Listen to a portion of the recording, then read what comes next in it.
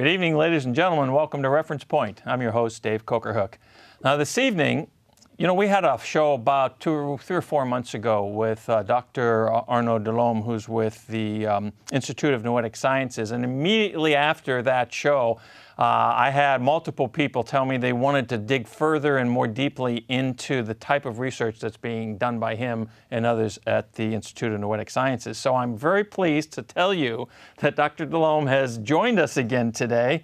Arnaud, thank you so much for coming back and being a guest here again on Reference Point. Well, thank you, Dave. Thank you for inviting me. I'm very excited to have us further discuss some of the things that we started to talk about last time and actually dig into some of the additional research that the Institute is doing, because I find it tremendously fascinating. And I think that what we're doing is we're breaking down the barriers between the what I'll call the old-style Western mentality of science and what I guess is more of an Eastern philosophical approach to what really is going on. And you were telling me some things just before the show in terms of some of your research on things like meditation and neuro-feedback and computer interface and stuff like that. So let's start by talking about some of that. Okay. Well, I mean, so it's still the same kind of thing I talked about last time, which was the all the studies we do with extraordinary states like mediums, so people who think they can communicate with the deceased, etc. So it's more the background, like my personal journey to where I got there, and my personal journey was through meditation research. Right. I'm a mainstream researcher in meditation research. Mainstream means that there's sometimes you're on the fringe, and so you're classified on the fringe, and mainstream means you're with all the other researchers.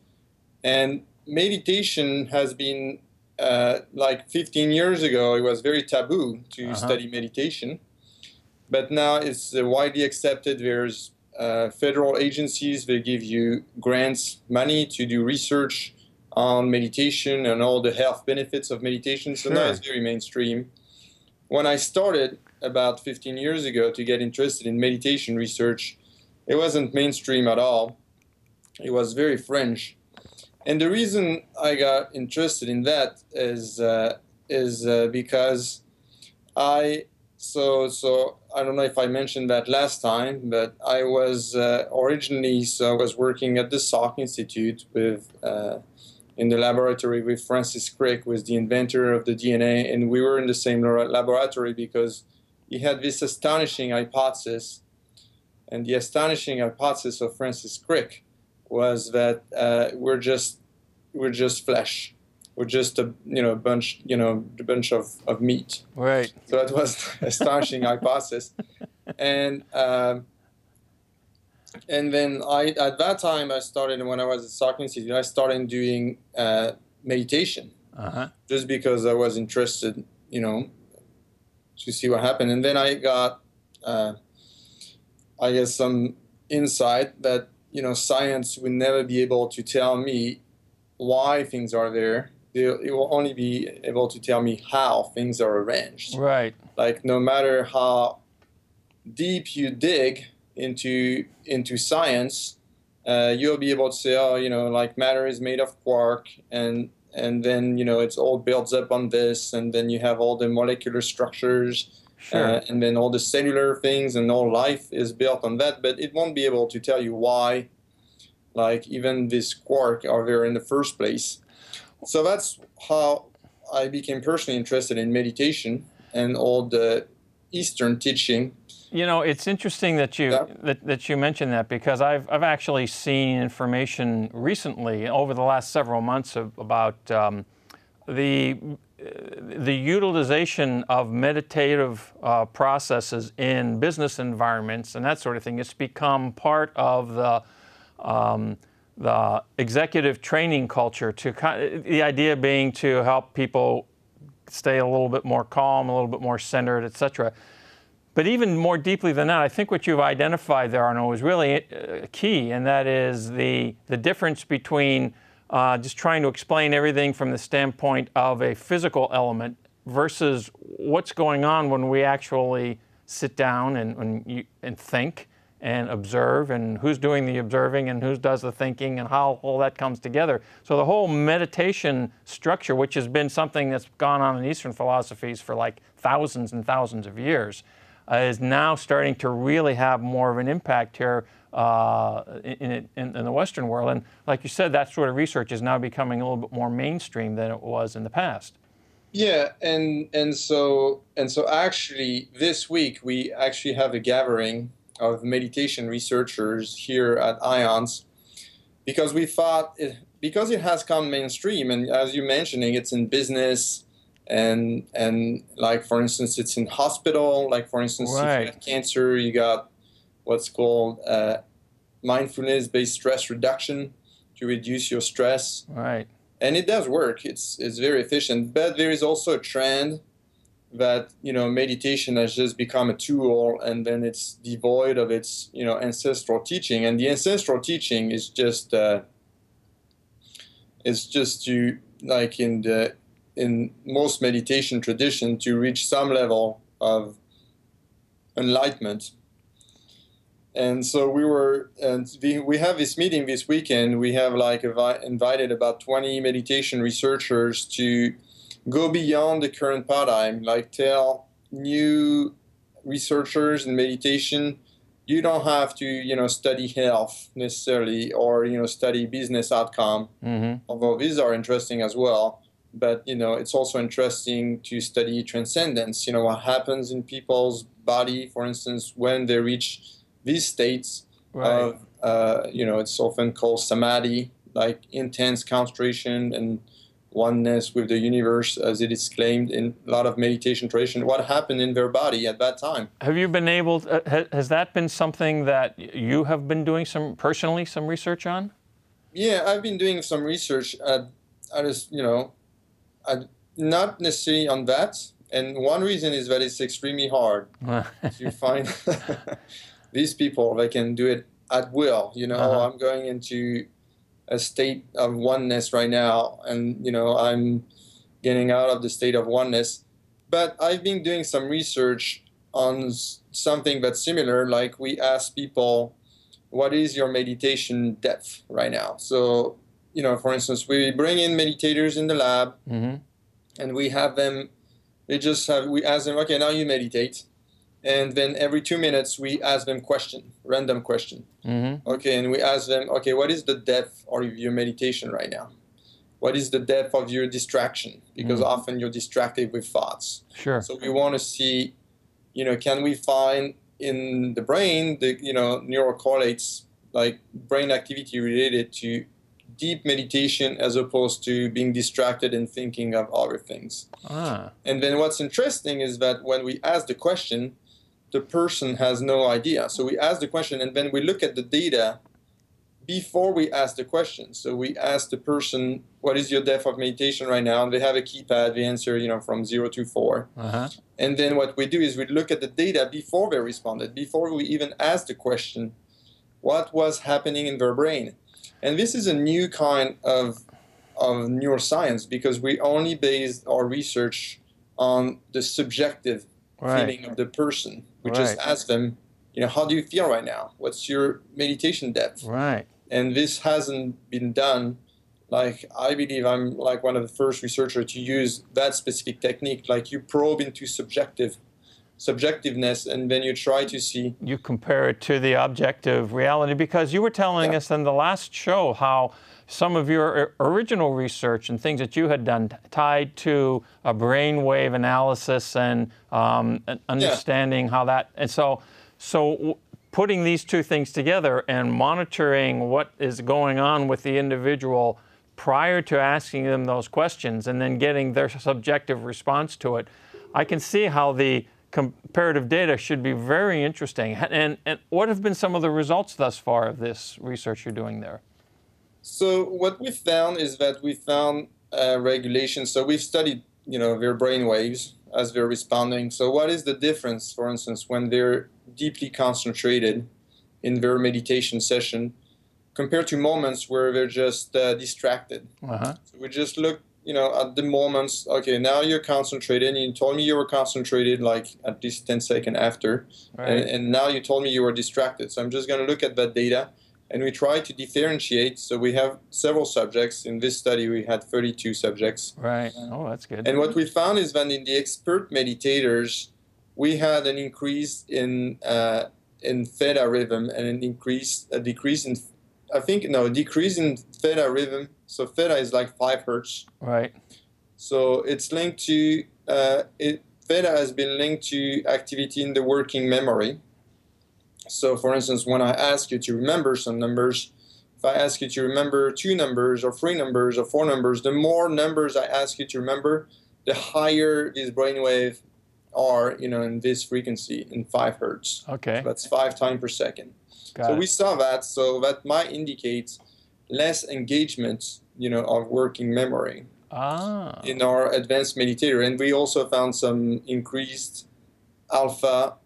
So alpha is more like in the back of the head over there. It's more like the rhythm at 10 hertz. Right. It's the rhythm you have when you close your eyes. If you ever record some brainwave, first thing they might ask you, okay, now close your eyes, and then you see right there some huge brainwave.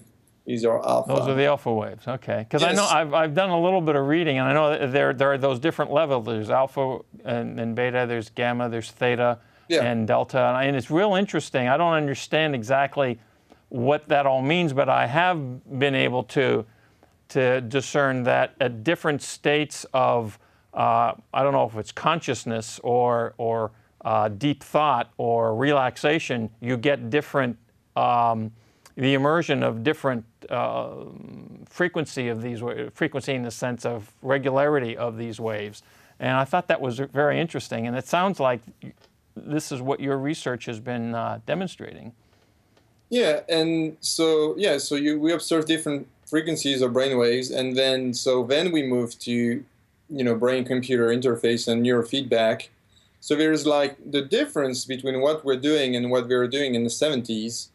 In the 70s, they were going to India to record people, their brainwave, etc. Right.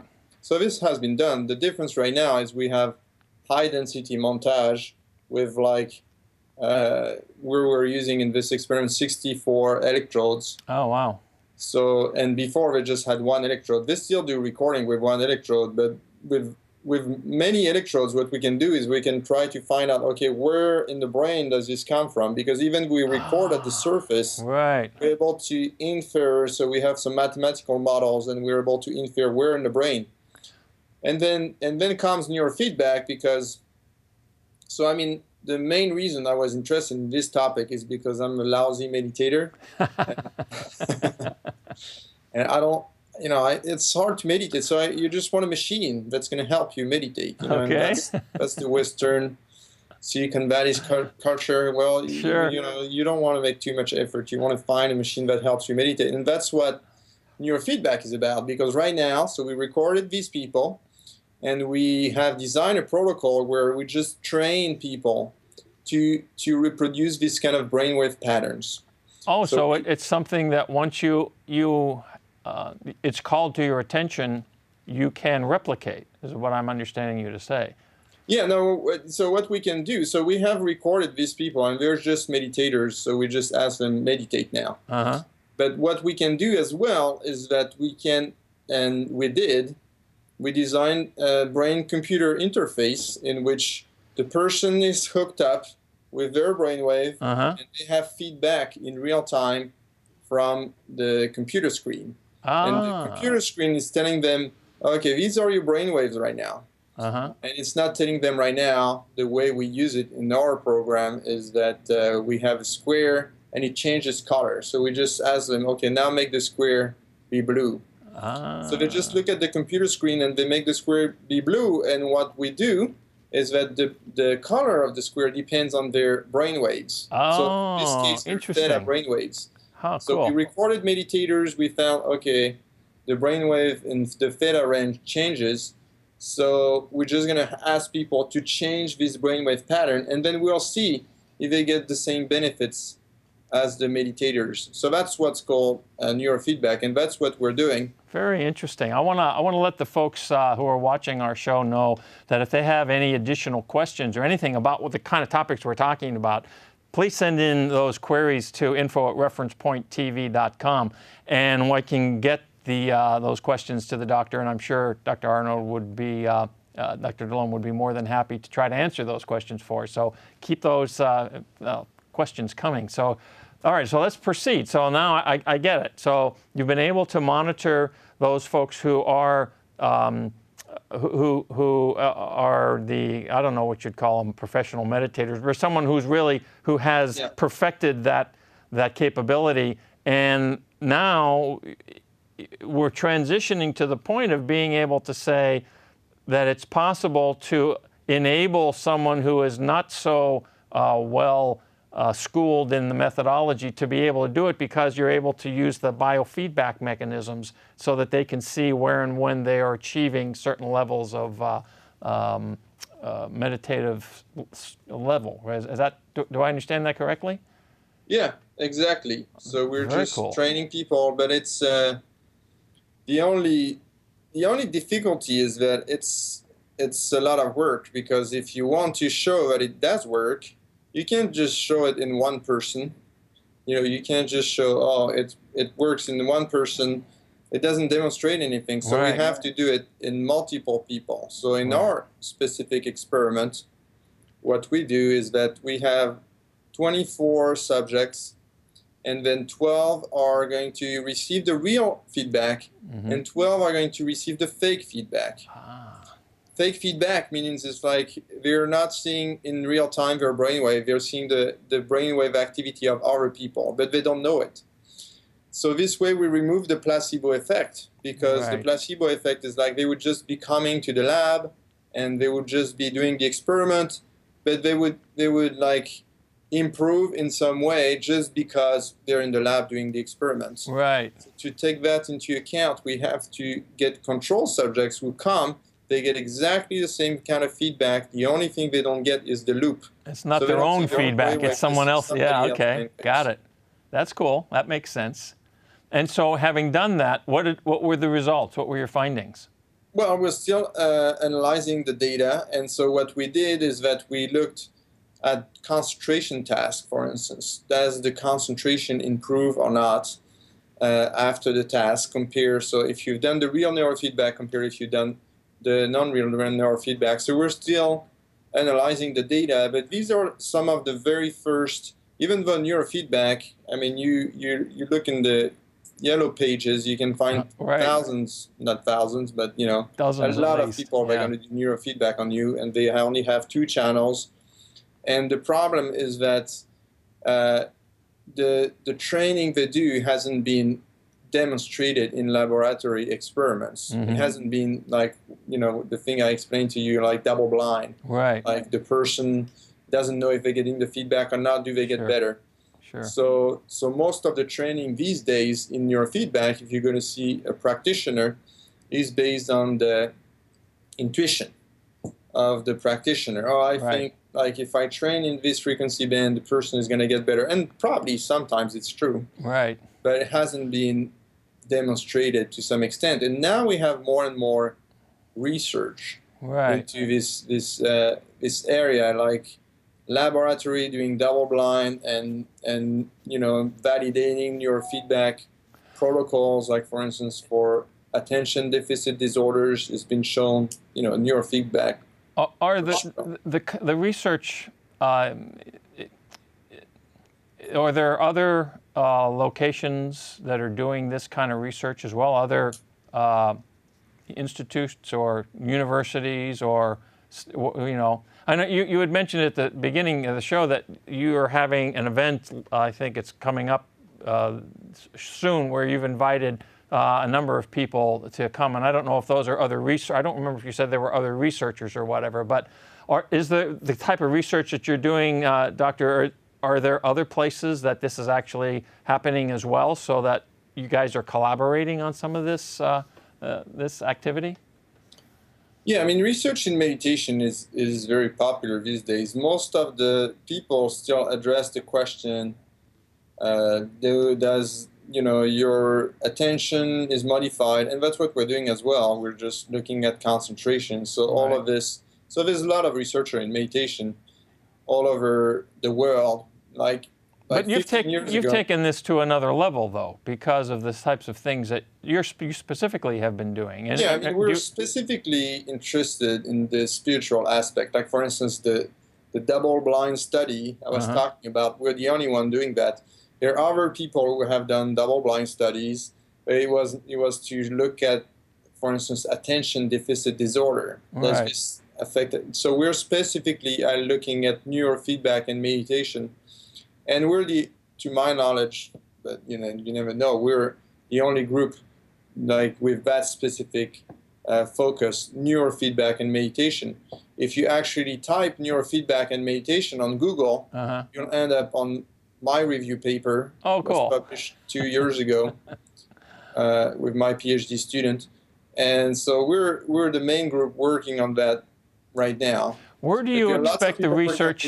Lots of people working on neurofeedback. Where do you hope this research will take you? I mean, what are you looking for as a result? The goal is, at IONS, we're all about global transformation. So, and these days we're gearing more like towards technology. We just have the IONS Innovation Lab, who was created last year, and we have our director, and so we're very linked to the Silicon Valley. We organize hackathon to try to promote technology and develop tools and tasks for people to do. So we're very much oriented towards using technology for global transformation. So it's in the same spirit, and so that will take us. So for instance, let's say we are able to demonstrate, okay, these people, they did the neurofeedback and they did get better on all these tasks, but the meditators also improve on. All right. Well, then next step is we develop, for instance, these days there's a large number of hardware, like for the public. You just put on your head. Yeah. Your brain, you have, like, for instance, the emotive headset. Sure. It has like 14 channels, and it's not research grade. Like our research grade system costs tens of thousands of dollars, and this system costs $299, I think. So, but you can still do things. So we would probably try to find a grant to develop open source solutions so people could use it at home. So when you talk about the objective and the goal of the Institute for Global Transformation, what exactly? How are you defining that? Transformation can be in any kind of number of ways, but is there a specific definition for that or vision that is there that the Institute has as its guidance? Yeah, well, it's positive global transformation, and I think it goes through. It spurs from like the Institute was created by Edgar Mitchell in 1973. Yes. Edgar Mitchell, who actually passed away like 2 months ago. I remember seeing that in the news. I was sorry to see that. Yeah. Yeah, and he got tagged in the later year for his comments on alien civilization, which is too bad because his original vision was really very novel. So he had this experience on the moon where he saw So he walked on the moon. He was of the 6th astronaut to walk on the moon, and then he saw the Earth rise on the moon horizon, and he had this experience of oneness with everything. So that's his personal transformation, and that's what led him to create IONS to study, specifically the link between science and spirituality, the link between consciousness and matter, and where the two interact, how does consciousness arise from matter, etc. So global transformation is mapped onto what he experienced. So transformation of the individual to experience the wholeness of things. And I remember in looking at information on your website that there are programs and educational forums and a variety of things that are offered so that by the Institute so that some of these concepts and implementation activities can be taken into education, into business, into social activity, etc. So you guys are really moving the bar, so to speak, and trying to facilitate this transformation. Not just doing this internally for your own fun and games. You're actually looking to have an impact. Yeah, we're looking to have an impact. Now, it's not necessarily easy, because you say we're doing all these novel things, and we are. But, like if you look, like if you talk to a mainstream researcher, university researcher, Institute of Noetic Sciences, they often don't even want to talk to you, right. because we study all these fringe topics. But what was fringe, like you were saying earlier though, what was fringe 15 years ago in terms of the research into meditation is now mainstream. Yeah, and so you guys are cutting edge is what it boils down to. I mean, to look at here we are in Silicon Valley, and what was 30, 40 years ago, hey, we got this idea for, this capability in terms of computer science. That was like people were thinking it'll never happen, and it happened. So you're at the forefront, and I applaud you for that.